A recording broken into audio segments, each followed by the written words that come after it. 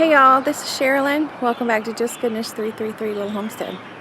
And I'm going to take you on the front porch today on our busy road. Pardon the traffic noise. It is hot out here, there's gnats out here, there's bugs, and it's just a mess. But we are going to get another garden space started. We're going to be patio gardening, front porch gardening, container gardening, right here on the front porch, and I've got some super exciting containers to share with you.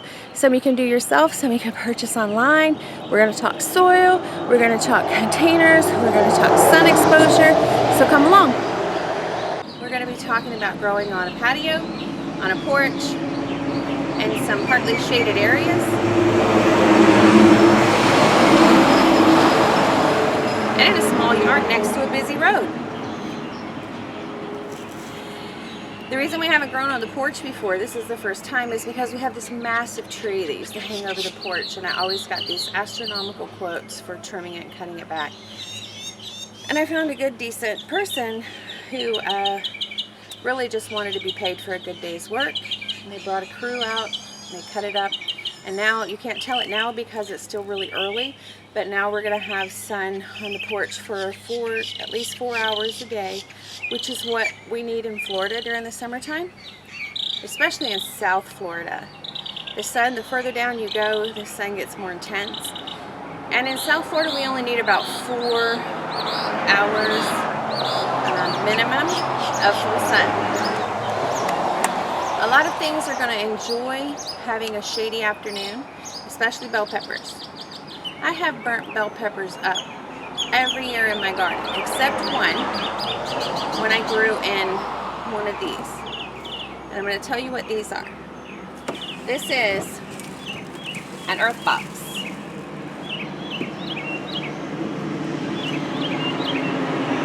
I'm waiting for traffic.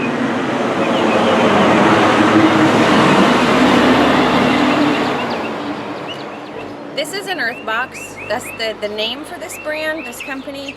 I haven't seen too many more like it. I have built a few of my own, and I'll show you those. But this is an earth box. This is a wicking, like a wicking pot. You can also follow Gardening with Leon, and I'll put a link in the description below to his channel. He'll show you how to make wicking pots as well. Okay, in this wicking bed, this earth box, there are a few different components. Let me show them to you.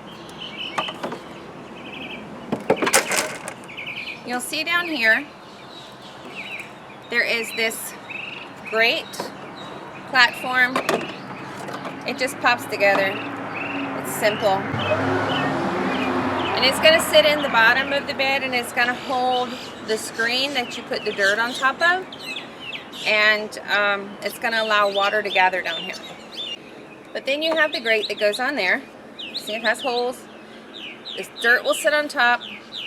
These here will create a wick by having extra soil packed in there.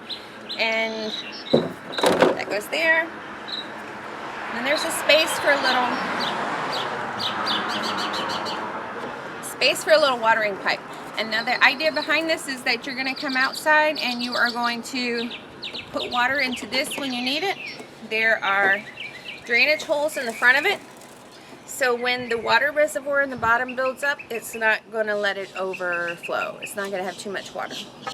The beauty of this is that it's going to give you one little microclimate where no matter if there's a drought anywhere, you're going to always have water in the bottom of this. If you're planting in a garden bed or in a pot that's not a self-watering pot or a wicking pot, then you're going to have to, that's going to be dependent on you to give it water.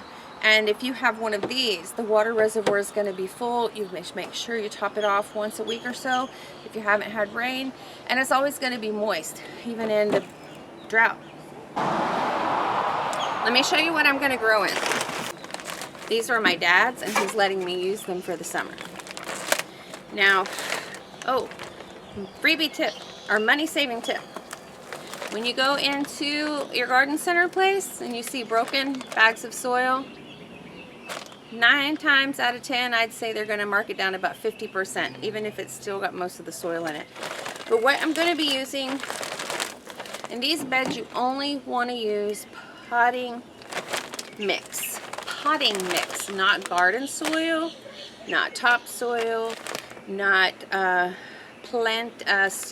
seed starting mix. No. That's not soil. That's a whole different thing. But you want to use potting mix. And with this potting mix, we want it to be as organic as we can be. Anyhow, I got Kellogg's All Natural Potting Mix. And the reason you want the potting mix is because this type of bed is going to require a lot of oxygen.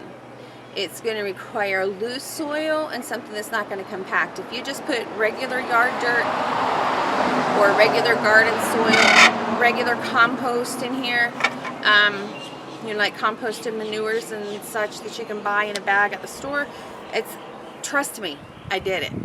That's why my lettuce, and you see in past garden tours where you saw these 2 little boxes there with onions and lettuce, nada, nothing. I mean, they got this big. It's because the water came in and compacted the soil, and it just didn't do well. I got this Kellogg's planting mix. It comes with a lot of fertilizers and stuff already in it, and these gnats are bugging the crud out of me. It is mid-May in South Florida. I am 2 months behind on planting summer crops. 2 months. Because we didn't have the new beds built, because we didn't have compost, and I was waiting for compost and things didn't happen. And you know, of course, we're in the safer at home too, but we do have a big giant mountain of topsoil back there. I got this half price at Home Depot, and it has organic materials, processed forest products, recycled forest products, arbor fines, peat, humus, compost, peat moss, perlite, ground dolomite limestone, which is a pH adjuster, and it's amazing, and organic fertilizer. So it's already got fertilizer in it. It has, but see, it's not got a huge amount of fertilizer in it. It's only got 0.30% nitrogen. It doesn't give the actual numbers, you know, like the NPK, but it just says it has some fertilizer in it. So you're going to also want to pick a fertilizer that fits whatever you're planting in here. Now that I've bumbled through this video, I'm going to bring you guys back whenever I have filled up these pots. No. I'm going to show you a detailed inside view of the plant. Then I'm going to fill up the pots and bring you back. Okay, here's what these pots look like. They just look like planter beds. And this hole here, when you put the soil in, you're going to pack that soil down. See where that grate is? This is going to create a wick. That's why there's an opening here. You're going to pack that soil really tight in that corner.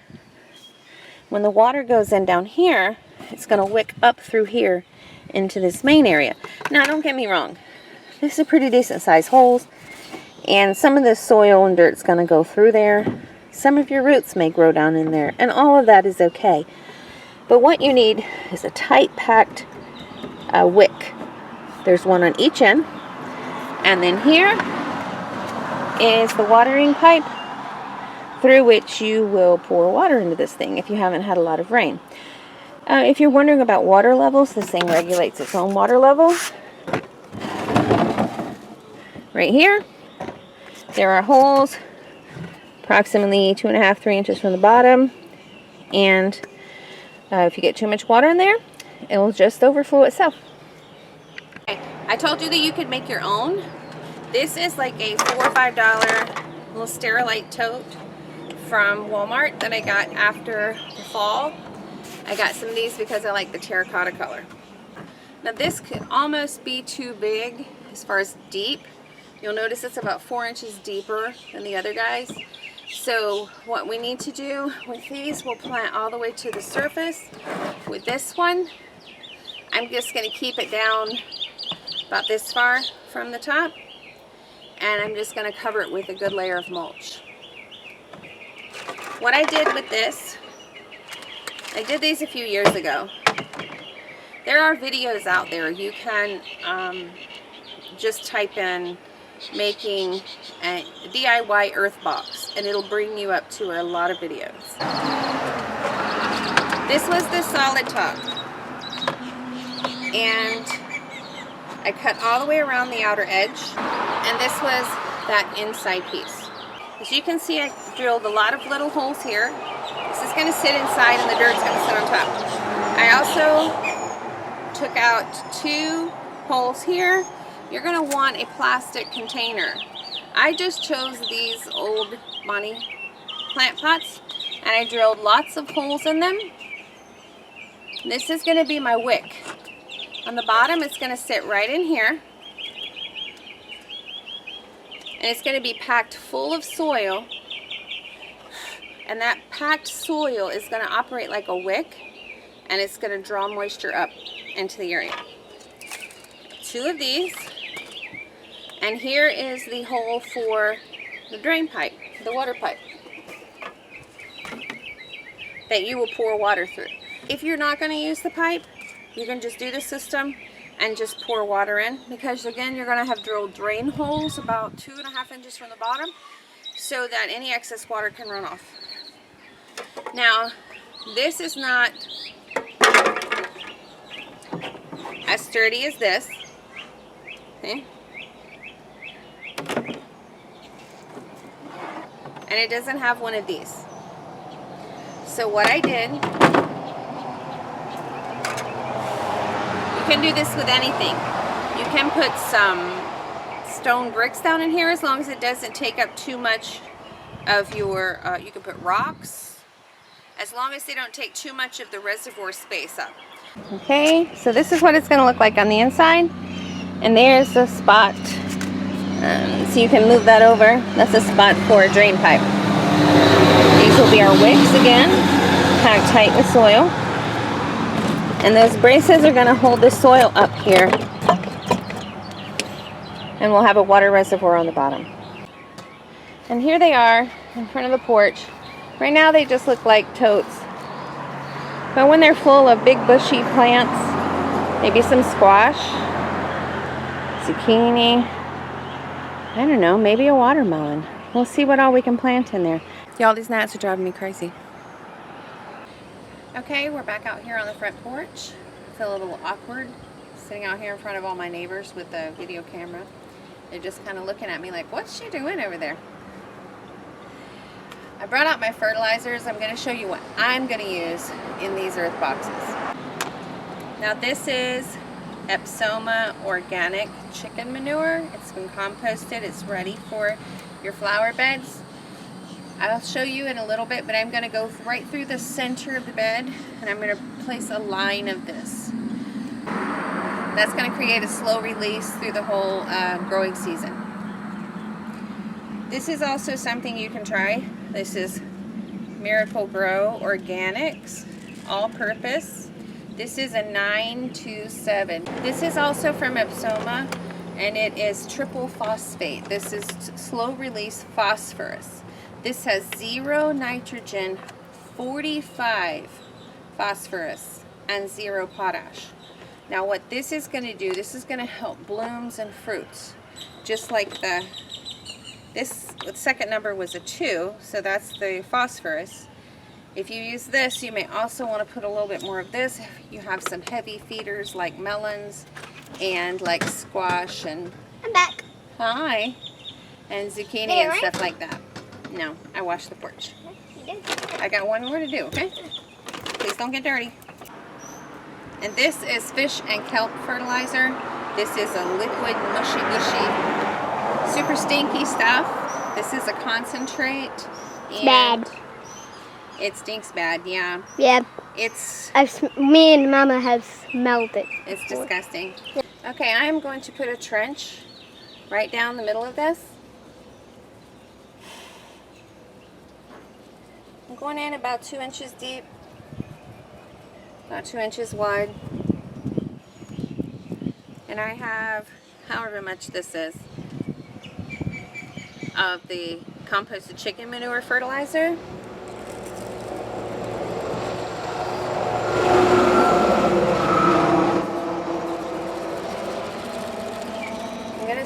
that pretty liberally. Okay, so we've used that much.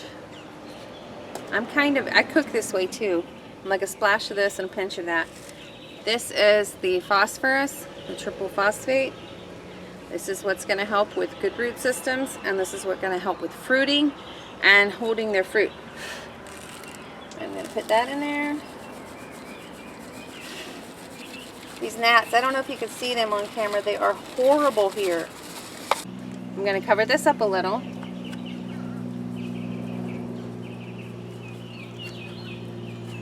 I've already watered in these boxes. I've watered in the soil.